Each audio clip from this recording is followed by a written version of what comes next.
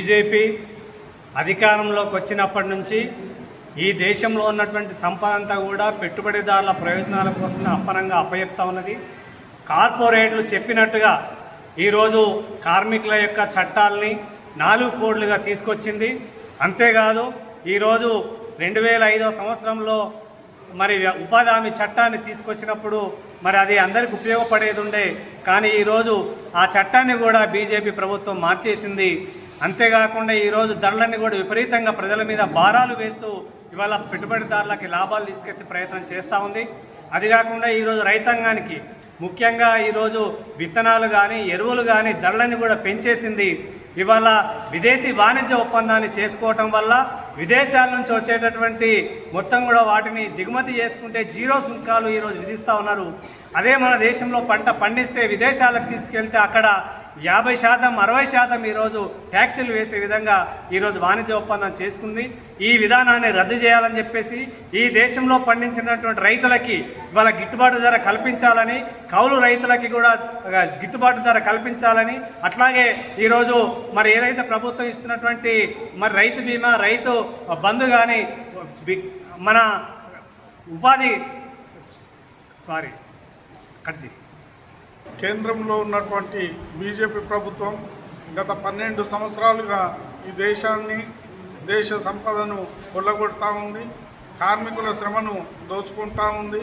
కనీస వేతనాలు లేవు, ఉద్యోగ భద్రత లేదు, పిఎఫ్ఈఎస్ఐ సౌకర్యాలు లేవు.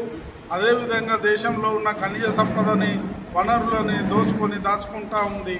కాబట్టి ఇటువంటి ప్రజా వ్యతిరేక విధానాలకు వ్యతిరేకంగా ఈరోజు సిఐటియు వ్యవసాయ కార్మిక సంఘం, రైతు సంఘాల ఆధ్వర్యంలో ఆగస్టు 10వ తారీఖున జైల్ బారో కార్యక్రమాన్ని నిర్వహిస్తూ ఉన్నాం.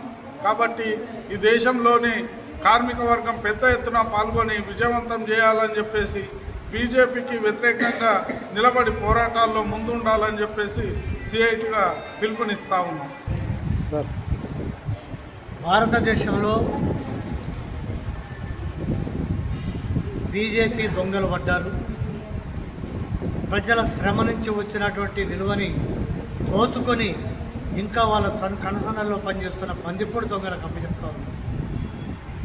ఎవరికి హక్కు లేకుండా చేస్తూ ఉన్నారు. కార్మిక వర్గానికి 4 లేబర్ కోడ్లు తెచ్చి ఎలాంటి హక్కు లేకుండా చేస్తున్నారు. 2005లో పోరాడి సాధించుకున్న మహాత్మా గాంధీ జాతీయ గ్రామీణ ఉపాధి హామీ చట్టాన్ని రద్దు చేస్తూ ఆ స్థానంలో విబిజీ రామ్జీ అనే చట్టం పేరు తీసుకొస్తా ఉన్నారు. దానికి 125 రోజులు పనిస్తామని బొక్కుతూనే ఆ తర్వాత 2 సార్లు ఫోటోలు తీసేటువంటి ప్రయత్నం చేస్తూ ఉన్నారు. ఆ ఫోటో అప్లోడ్ కాకపోతే వాడు రోజు మొత్తం షాకిరీ చేసిన పాల్గొనడం కింద లెక్కే, పనికిరాని కింద లెక్కే. అందుకోసం ఈ విధంగా కార్మిక వర్గమే తనిచ్చి తాను ఆ పనిని బంద్ చేసుకునేటువంటి ప్రయత్నం జరుగుతూ ఉంది. అలాగే రైతాంగానికి దేశమంతా అన్నం పెట్టే వెన్నుముక రైతులని చెప్పి గొప్పలు చెప్తూ ఉంటారు, ప్రగల్భాలు చెప్తూ ఉంటారు. ఆ రైతాంగం వెన్నుముకని నడ్డి విరిచేటువంటి ప్రయత్నం కేంద్ర ప్రభుత్వం చేస్తూ ఉంది. కష్టపడి 6 కాలం కష్టపడి పండించిన పంటకు గిట్టుబాటు ధర లేదు. అలాగే విద్యుత్ సవరణ బిల్లు కూడా తీసుకొస్తూ ఉన్నారు.